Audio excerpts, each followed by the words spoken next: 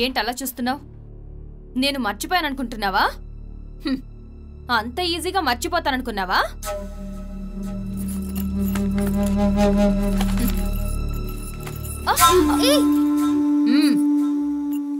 లగ్న పత్రిక. నాకు పెళ్లి కుదిరింది. అవిటిదాన్నైనా నన్ను ఒక పిచ్చోడు లవ్ చేశాడు. ఎవరినో చంపి జైలుకెళ్ళాడు. ఇక ఈ అవిటిదాన్ని ఎవరు పెళ్లి చేసుకుంటారు అనుకున్నావు కదూ? తీసుకో. నీతో పాటు నన్ను ఏడిపించింది కదా, దానికి కూడా చెప్పు. దేవుడు అనేవాడు ఉన్నాడు. నాకు పెళ్లి కుదిరింది. గాయత్రి, టిఫిన్ రెడీ అయిందమ్మా? నీ మొగుడా కుటుంబ సమేతంగా నా పెళ్లికి రండి.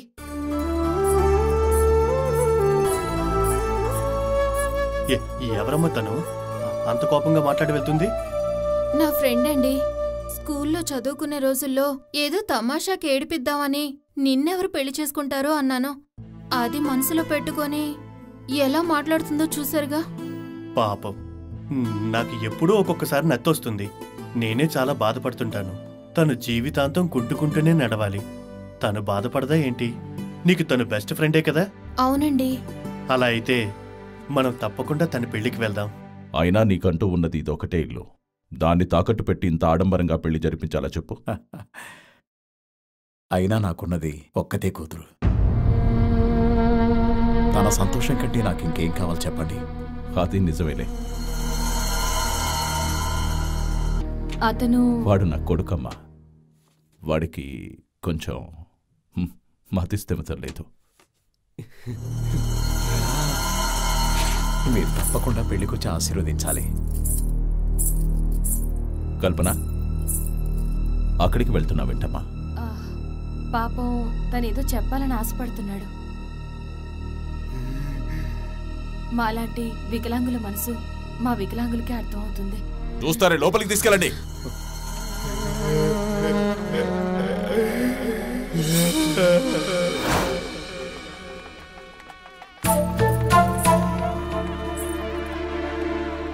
నమస్తే అంకుల్.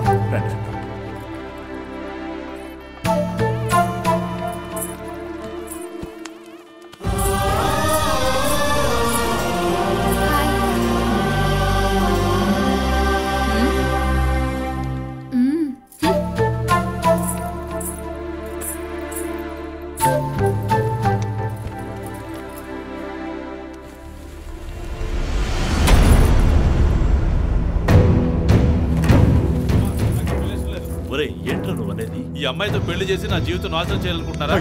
ఏంటి బాబు, ఇంత దూరం వచ్చిన తర్వాత నువ్వు ఇలా మాట్లాడడం న్యాయమేనా? అలా మాట్లాడకు బాబు. ముందు నుంచి నేను వీళ్ళకి చెప్తూ వచ్చాను సార్, కానీ వీళ్ళే నా మాట వినలేదు. మా నాన్నగారే నా బ్రెయిన్ వాష్ చేసి, ఇదిగో ఇలాంటి పిల్లని చేసుకుంటే నీకు పుణ్యం వస్తుందని చెప్పి ఇక్కడ దాకా తీసుకొచ్చారు. నీకు దండం పెడతాను.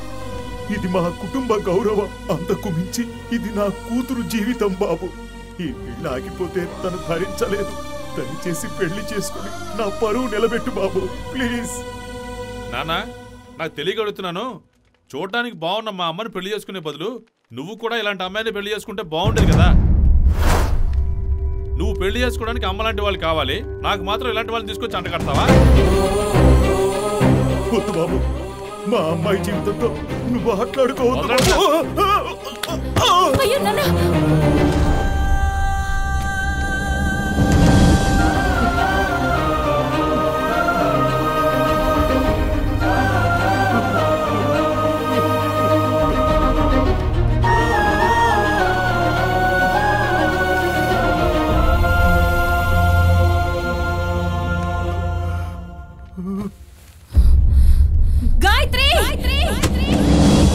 సంతోషంగా ఉందా? ఇంకా అందరూ ఎందుకు నిలబడి చూస్తున్నారు? నా పెళ్లి ఆగిపోయింది. వెళ్ళిపోండి, వెళ్ళిపోండి. నువ్వు కూడా వెళ్ళిపో.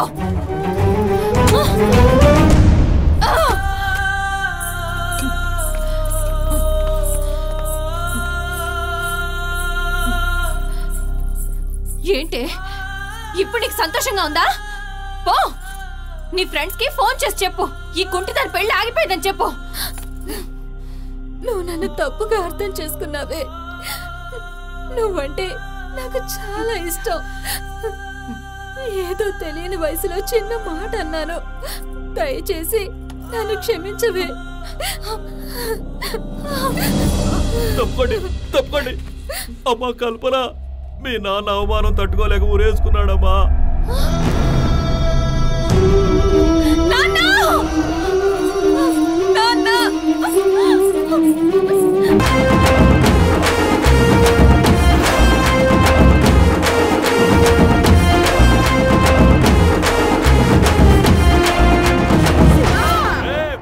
శివ వచ్చేసాడు.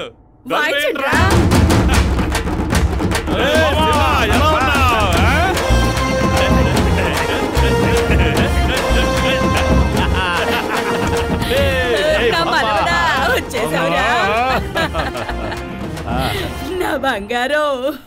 బేబీ, ఎందుకు బేబీ ఫీల్ అవుతున్నావు? నేను బయటకు వచ్చేసాను కదా, I'm a free bird.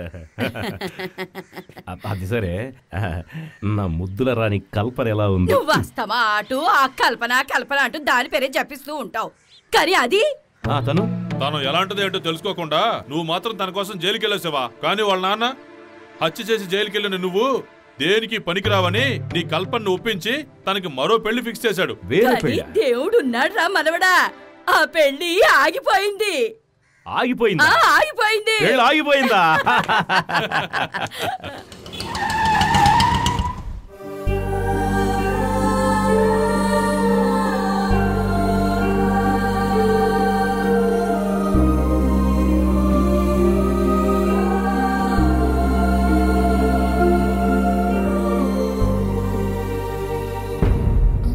Hello.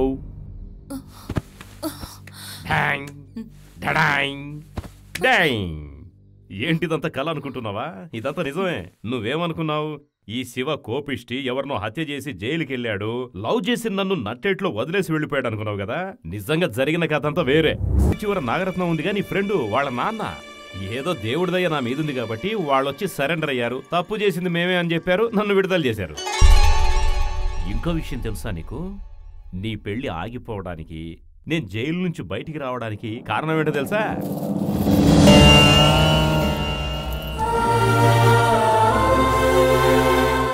ఇది మా అమ్మ తాళి. ఇది నీ మెళ్ళలోనే కట్టాలన్నది మా అమ్మ ఆశ. ఆ ఆశతోనే ఆవిడ ప్రాణం వదిలేశారు.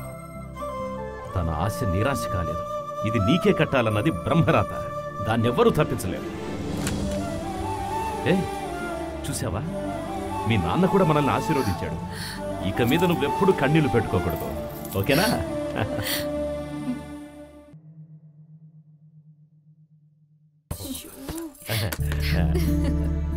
నమస్కారం. నమస్తే. పానకంలో పుడకల్లో వచ్చారు. మీ ఇద్దరిని ఇలా చూస్తుంటే చాలా సంతోషంగా ఉంది. మాకు మీరు రావడం చాలా సంతోషంగా ఉంది. టిఫిన్ చేసేలండి.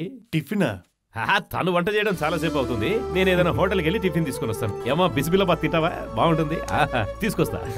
సంతోషం సగం బలం. హాయిగా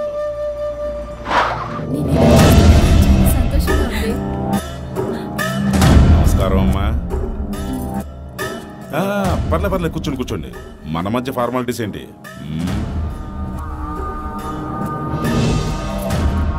ఏం లేదమ్మా, పోతురాజు గారు మీతో ఏదో మాట్లాడాలంట. ఆయన మిమ్మల్ని తీసుకురమ్మని చెప్పారు, అందుకే వచ్చాం. అంటే నేనొక్కదాన్నే? అందులో తప్పే ఉందమ్మా, పెద్దవాళ్ళ మాట గౌరవించాలి కదా. లేదు, నేనిప్పుడు రాలేను, రేపు వస్తాను. ఏంట్రా ఈ అమ్మాయి తన నోటుకొచ్చినట్టు మాట్లాడుతుంది? ఏంటి దౌర్జన్యం చేస్తున్నారా? రే, అందరినీ తీసుకురండిరా.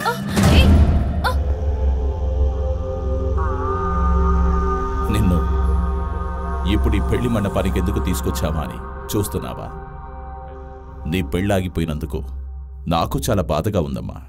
అందుకే నీ పెళ్లి జరిపించాలని నేనే నిన్నిక్కడికి తీసుకురమ్మన్నాను. పెళ్లి కొడుకు ఎవరని ఆలోచిస్తున్నావా? అలా చూడు.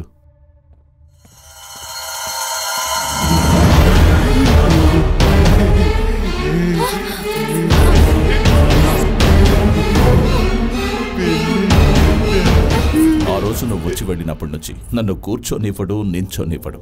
నిన్నే పెళ్లి చేసుకుంటానని ఏడుస్తూ కూర్చున్నాడు.